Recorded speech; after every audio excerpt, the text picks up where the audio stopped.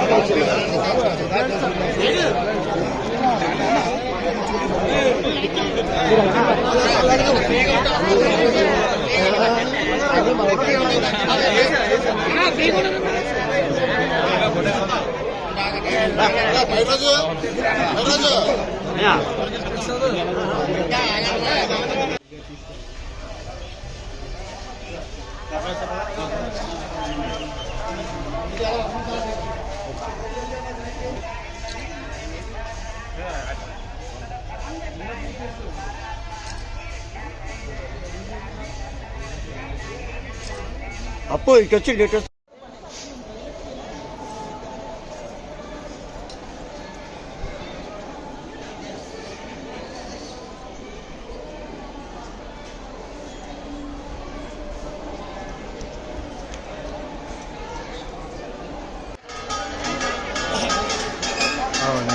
నైవేద్యం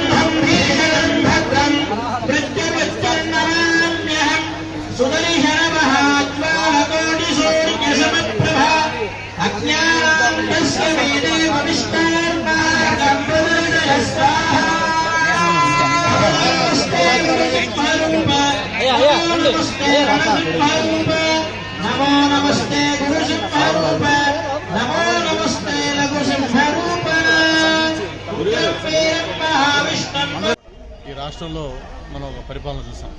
ఒక దురదృష్టకరమైన పీరియడ్ ఇది.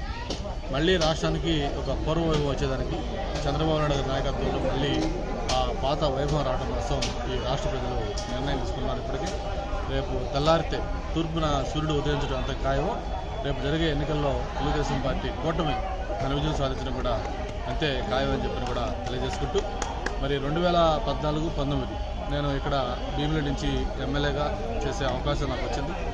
అదే సమయంలో మంత్రిగా కూడా పనిచేసే అవకాశం జరిగింది. ఆ సమయంలో ముఖ్యంగా సింహాచలం ప్రాంత అభివృద్ధి కానీ, అలాగే భీమిలి మొత్తం మండలాల్లో కానీ, లేకపోతే వార్డులో కానీ అభివృద్ధి కానీ, అవన్నీ ఇప్పుడు కూడా ప్రజలు గుర్తు చేసుకుంటూ ఉన్నారు. ఒక్క సింహాచలంలోనే 45 కోట్లతోటి ఆ 5 ఏళ్లలో డెవలప్మెంట్ జరిగింది. అంతేకాకుండా ఐఐఎం లాంటి ఒక నేషనల్ లెవెల్లో ప్రెస్టీజియస్ ఇన్స్టిట్యూట్ భీమిలి కాన్స్టిట్యున్సీలో ఆనందపురంలో పెట్టుకుంటే దాన్ని మొన్ననే పీఎం గారు కూడా ఇనాగ్రేట్ చేయడం.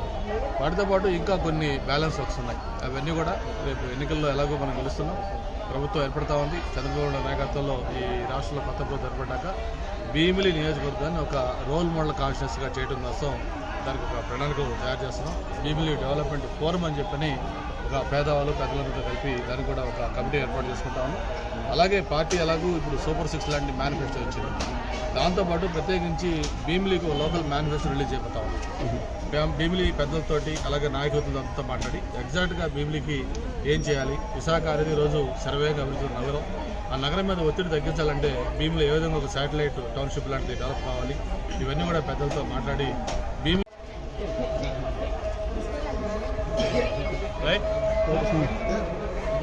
త్వరలో జరగబోతున్న ప్రతిష్టాకరమైన ఎన్నికల్లో ఎంతో ప్రతిష్టాకరమైన భీమిలి నియోజకవర్గ ఎమ్మెల్యే అభ్యర్థిగా, తెలుగుదేశం పార్టీ అభ్యర్థిగా, అలాగే జనసేన భారతీయ జనతా పార్టీ కూటమి బలపరిచిన అభ్యర్థిగా రేపు ఎన్నికల్లో పోటీ చేసే అవకాశం కల్పించినందుకు ముందుగా పార్టీ జాతీయ అధ్యక్షులు చంద్రబాబు నాయుడు గారికి, అలాగే యువ నాయకులు లోకేష్ బాబు గారికి, పార్టీ పెద్దలందరికీ కూడా ధన్యవాదాలు, కృతజ్ఞతలు తెలియజేసుకుంటూ నిన్న మధ్యాహ్నం అనౌన్సెస్ దగ్గర నుంచి కూడా భీమిలి నియోజకవర్గం మొత్తం కూడా ఒక పండగ వాతావరణం అవుతుంది.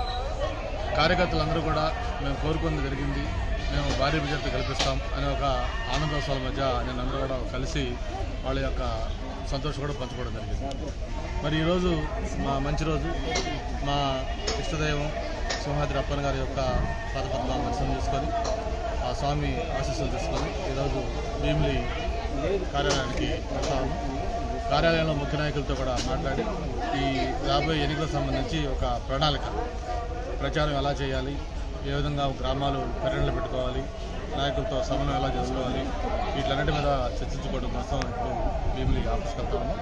ఆ భీమిలి ఆఫీస్కి వెళ్ళే ముందుగా స్వామివారి దర్శనం చేసుకొని అలాగే ఎంతో ప్రతిష్టాకరమైన యాగం, సుదర్శన యాగం కూడా జరుగుతూ ఉంది.